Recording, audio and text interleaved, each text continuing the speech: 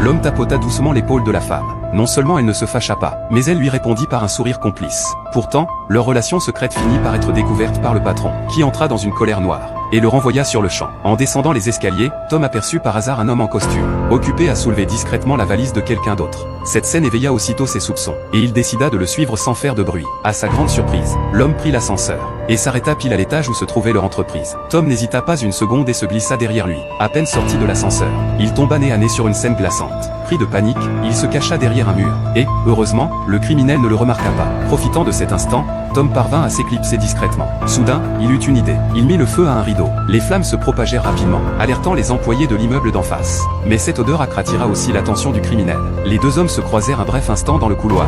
Mais le criminel, pressé par le temps, se concentra sur l'incendie qu'il réussit à éteindre, avant de faire signe aux voisins que tout était sous contrôle. Profitant de ce répit, Tom se faufila dans la salle de surveillance, puis modifia son badge pour obtenir un accès administrateur, désactivant toutes les autres cartes. Il détruisit ensuite le seul lecteur de cartes. Le criminel comprit rapidement qu'il était pris au piège. Alors que Tom pouvait désormais circuler librement dans l'entreprise, il se rendit au bureau du directeur, où ils essayèrent de deviner les intentions du malfaiteur. C'est alors qu'un bruit sourd retentit depuis le local technique. Le criminel était en train de forcer la porte de la salle des archives. Peu après, il coupa la vanne principale d'incendie, et entra dans la salle, valise à la main, prêt à détruire toutes les preuves.